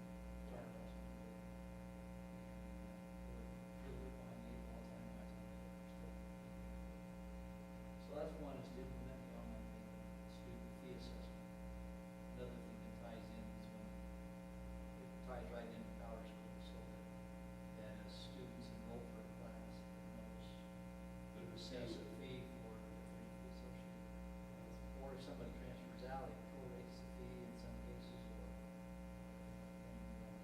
types of fees. So it's That's prorated. good, that's good, that's huge. So the school secretary, the secondary level, really is not. I think parents will. Parents, Yeah. yeah. I'm sure that as with all change, especially this monumental, there will be a lot of pain involved for the offices and everyone involved with finance, but when we get past the pain, it will be amazing. The second one is that, with our fiscal accounting system, right now, we have a whole room full of files of everything we have to keep in paper. And so our system, we are now converting over to accept everything electronic. So everything will be digitized. So when a check is made, digitized copies created and stored. Invoices, the requisitions, everything all tied together in one equal package. Actually, when auditors come, we should just be able to hand them a laptop and say, okay, instead of us trying to look at every transaction form, we can show them how to find it. Look it up yourself. Awesome. Yeah, that'd be great. So that's, we're starting that July 1. And, How does Brenda feel about that? she's good. She was really, really nervous when we first started talking about it, because she couldn't get it straight in her head as to how having to scan every piece of material, having to get it set in the right place and tied together, how that was going to save her any time. And I appreciate it, because I love our instructor explaining to her how it's going to save her some time too. We knew that everyone who has been using this has been just totally excited how well it's working. So does that get rid of all of your paper? Yeah. Pretty much. That's awesome, yeah. Great. Payroll, we have already been, the last 2 years, moving records over to digitizing those. And I think right now we have about 25% of all of our payroll records digitized through that. Takes a lot of files, like Kurt was saying, when you look at all the personnel files that go way back to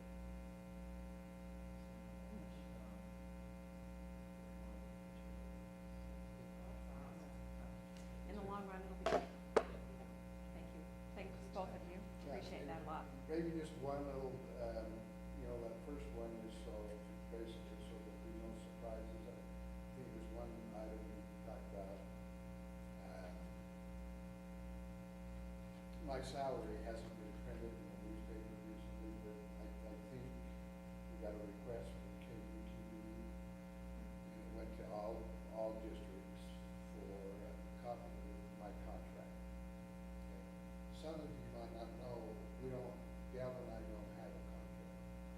We kind of went through a period of time with, I don't know how many you served with Jonathan? I did. Well, we went through a time when we talked about, when I first was hired, of course, I had a contract. In Utah, you can have a 2-year contract. In Idaho, you can have a 3-year contract. It was a rollover contract. So you could always have a contract for 3 years. If they renewed it, it was just not going. In Utah, you're limited on what or this is 2 years. That's the only contract you entered into with Gail and I, essentially. And after a while, it just got such that we didn't worry about a contract. I didn't worry about that I didn't have a contract. And then somehow it came up again when Jonathan was president. And he didn't want to offer a contract, which I didn't ask him to offer a contract. We just somehow got into that discussion. I don't know if you remember how we got into it. So we don't have a. That was before me. We don't have a contract. And so my relationship with previous boards was, I've always told the board president, if you've got 4 people who don't want me to be around, you just come and tell me and I'll be gone. I don't want to work for a board that doesn't want me. And I don't have any problem knowing that on any given night, 4 of you can raise your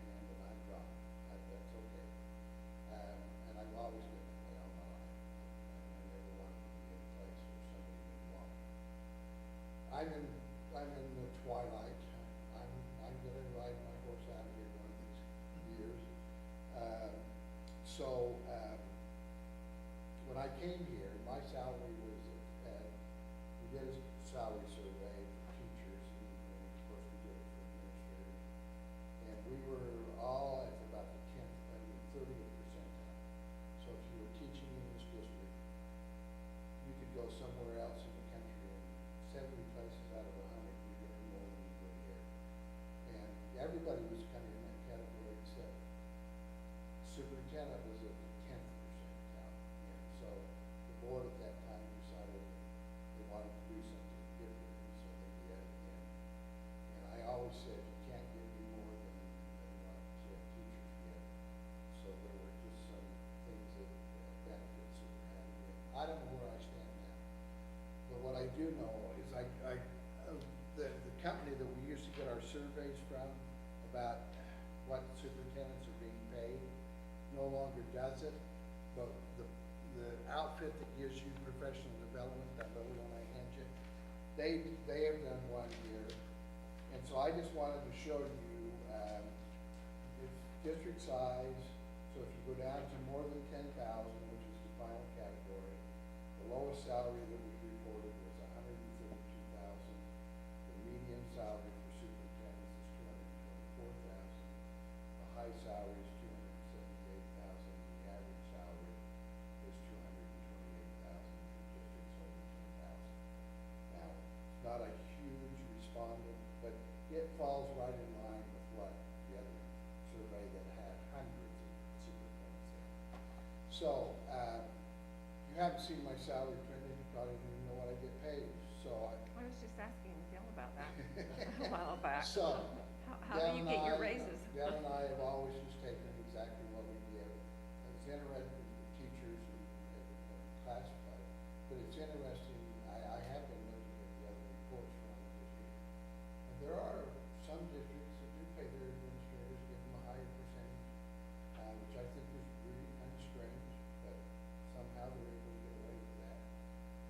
But anyway, I don't know when, they're probably gonna do an expose on salaries or something, because I don't know why else they would ask for a contract. And that's what I was gonna ask you, why do they wanna know? I don't know. So we sent a letter down saying that I do not have a contract, but I told them what I earned, and essentially, my salary is my salary, and then Social Security, and I had one bonus, the same bonus that everybody else got. So, I don't know what they're gonna do with it, and I don't know how it used to be that there was a business manager where they put superintendent salaries together for the big districts. Was it out of Nebo, or, I can't remember who did it. Nobody's asked for that information from. So I don't know how I rate with the superintendents in the state now, but this will probably bring it out, okay? So, I just want you to know, my salary is 192. So that's where it is, that's been this last year. So in relationship to other districts, I know most of the bigger districts make a lot more than that in the state, and the state superintendent finally makes more than that.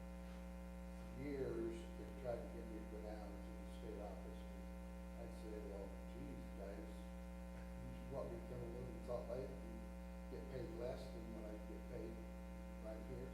So that never was attractive to me. But there was one time when a job was attractive to me, and it was director of UEM. And that was 4 or 5 years ago, and the guy who got it was a great guy, but I had a great talk with Alan Green, and we just came to an agreement that I wasn't going to go apply for it, and I did. And I'm just happy that I didn't, and it's fine. But I didn't want you to be surprised when KUTV comes out with whatever they're gonna come out with. I didn't want you to be surprised. So that's all I have is a contract. I don't know what they're digging for. They might just, there was an expose in one of the newspapers about city managers and what they got paid that I ran into a week or two ago. And I was, quite, I don't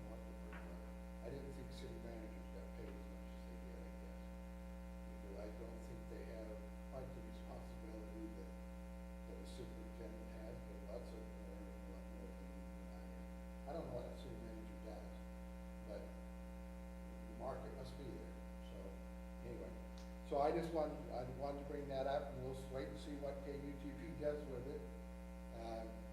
But Dale doesn't have a contract either. And we're both just tickled pink to be working for you, and we don't need a written contract, but Dale's probably, I'm not speaking for him, but he wants you to come and tell him you don't want, he doesn't want, when you don't want him. But I don't think he'd want to work for you either, if he didn't want you, so. Are you both happy with the way it is? Oh, shit. Yeah, I have no problem.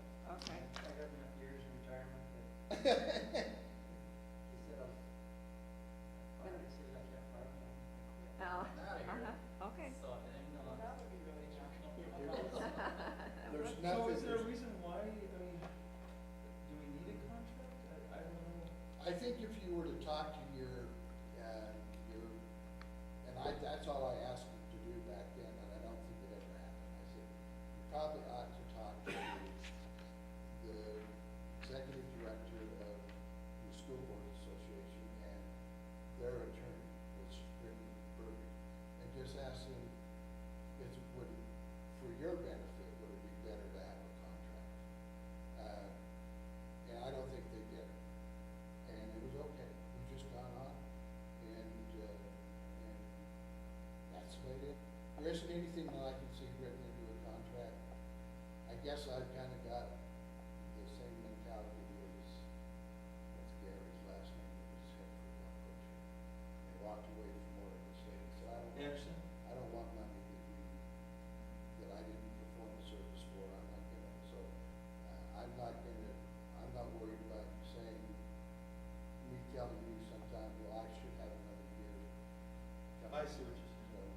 So there isn't anything else So right now, we just have a gentleman's agreement. Yeah, there is probably one thing I would write into a Or you contract. could say that they're at-will employees. Right. That's what Dale did say in the letter. He said, we're just that well employed. I always thought, what would I want in a contract, and there was a time I've kind of grown out of it, because the out is just out of my league, but I always want to say, can I go down to the bus shop and use the voice? I like working on my own outfit, and I did that for a year. When Chad Downs was here, the best nights we ever had were down in the bus shop. Changing the putting oil. brakes on a car, so. All right. Well, if anybody has any concerns, let me know. Otherwise, we'll just leave as is.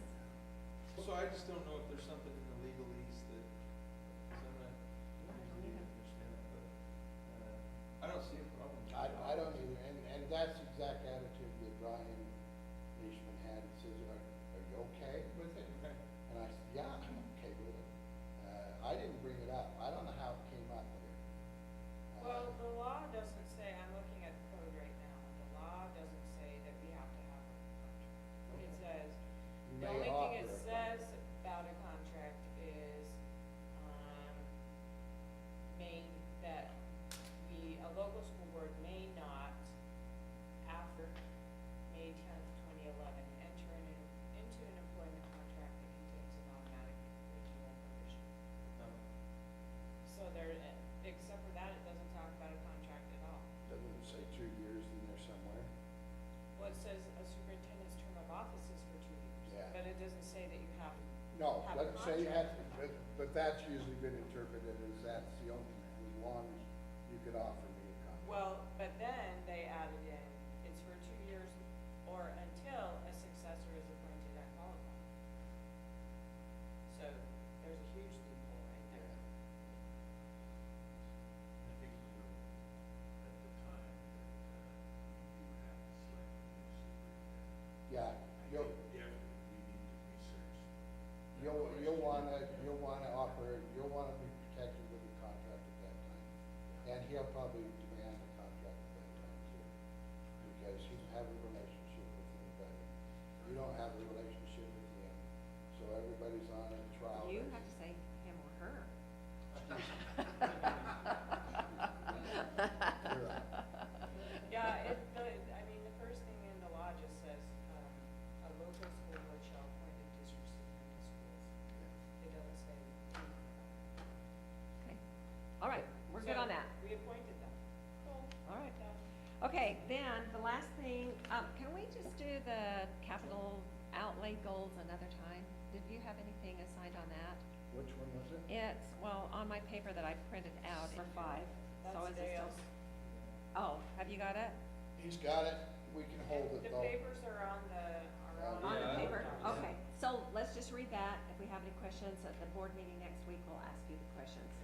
What it is, there's a list that Bruce Parker gave us Okay. of things that he had fixed it. but this is 17, 18. I know, he wrote that on that. I don't know why I said. Is it really 18, 19? Yeah. Okay. Oh, okay. Okay.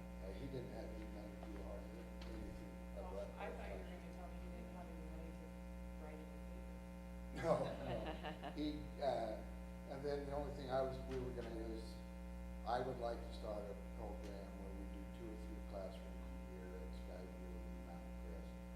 And just go in and say, we're gonna do lighting retrofit, we're gonna paint it, we're gonna, if the floor needs to be done, so that 10 years down the road or 15, the common spaces of those schools are pretty much updated.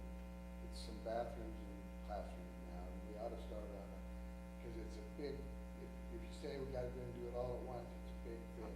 But if you just take it by chunks, Yeah. I'd like to start there, and I'd like to air condition the 2 auditoriums. That would be nice. That would be nice. Just really quick update too, a couple of things that, were given to me on a list to check with Steve on. CTE teachers worried about not having a job. They will have jobs even though the, class Yeah, there's thing one- has one changed. particular class that changed. Yeah, the 'cause school. they'll be doing careers. They're not called shop and, No, they're called CTE, No, but they're called those classes are changed, but they will still have a job. So that was one This concern. middle school people who were doing, it's not really CTE classes, but they are energy, there's that kind of stuff. That class got canceled by the state. Mike's got them taken care of. Okay, and then the other thing was, that I remember from the list was, not having money to fix things in their buildings because we bought the district off. And that is not true. There is money to fix things. So, okay, did you have a comment you want to make? I'm just gonna verify, the 2 football fields are in this year's capital outlay. They are. She came out and checked. All out of the capital. Well, yeah, I mean, they're being paid for out of funds from this year. Right, okay, that's what. What we did is, we had the 750,000 set aside as reserve to demolish the Roosevelt Elementary. We took that 750, paid for those fields out of this year, and reestablished the reserves in the capital outlay fund next year. So July 1 is the deadline on the Wellsville building.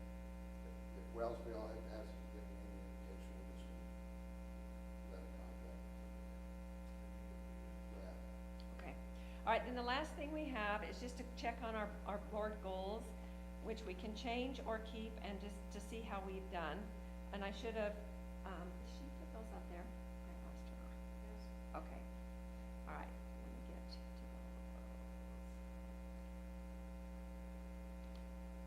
Okay, so the first one is the Cache County Board of Education will create an ongoing 5-year strategic plan that focuses on supporting policies and practices to promote student engagement in all areas. Did we do that? So, do we have a 5-year plan? We don't have a 5-year plan. That's communist.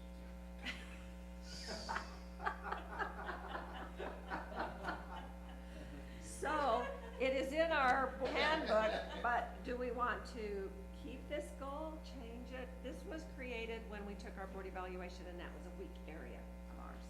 Maybe we should try a 1-year strategic, or even a 2-year, but 5 seems. Excessive? Well, with this mass district changes, 5 years feels like just. Five, people who write 5-year plans either like to write, or they like to get their figures out and then forget about them for 5 years. Okay, so what would a strategic plan be, then? What would we say? That, I mean, but I don't even know that we have a strategic plan. What's the district's goals? The district goals have never changed since I've been here. So what are It's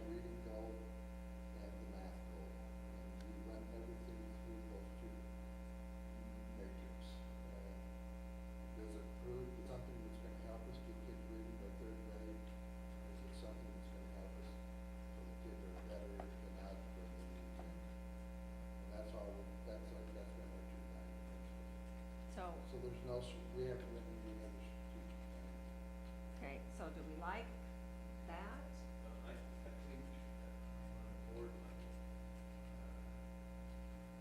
it needs to be something that a staff that feels appreciated and cared for will always outperform.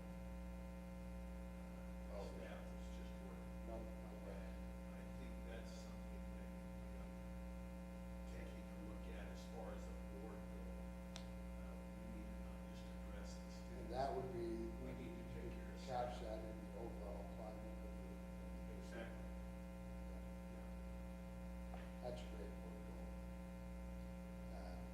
We hope that we're doing that with everything we make on this level, but if that's your goal, that's even better.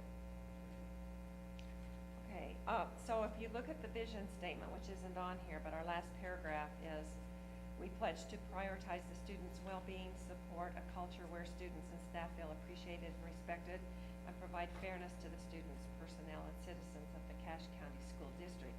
So we have that in our vision statement. No one reads that. Should we move it to a goal?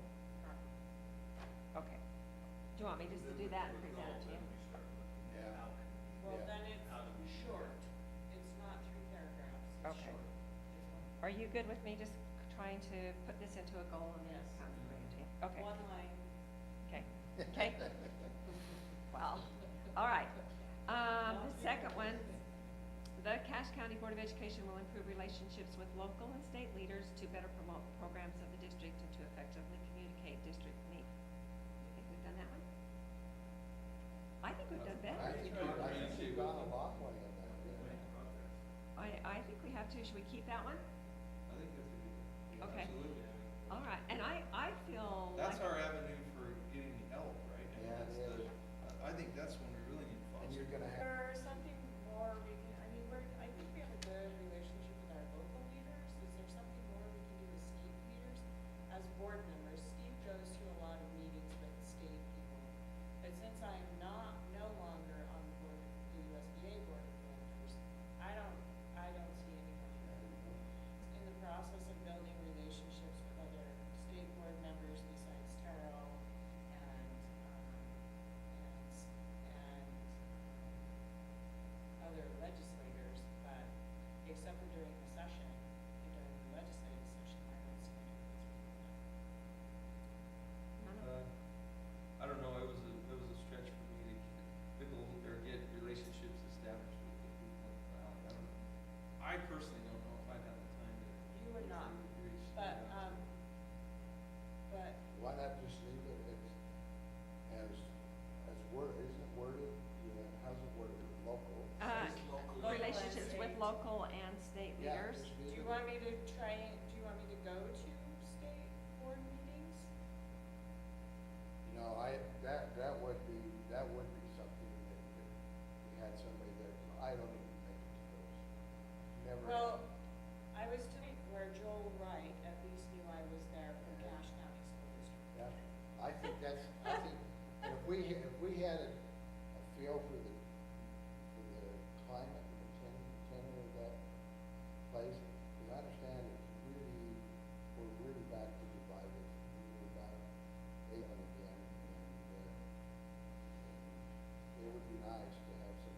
Do you want to be our representative for that? Yeah. Okay, let's start with that, and then you can tell us what we can do. Okay. You'll be our liaison, who will let us know if there's things that we can email. That would be something that those of you who work, maybe work into your schedule. Okay, the Cache County Board of Education will identify 6 or more district policies a year to be updated or retired. And I think we've done that. Have you kept track of I think those? it's happened, and we did intend to work together. Yeah. That'll continue to happen. There's a lot more. Okay, so do you offer ideas and suggestions? Should we give you ideas and suggestions of things that need to be changed, or are we just kind of doing whatever, Well, Tim and I Tim do? mean, Tim and Jen, and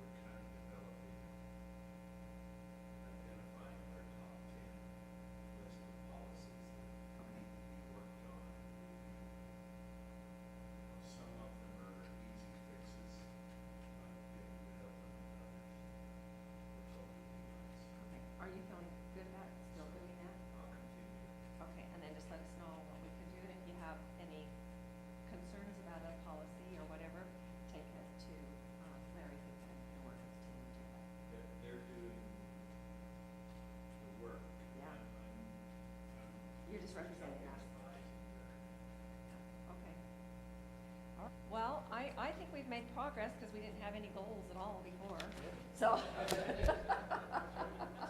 So it's a step forward. And we'll continue to improve.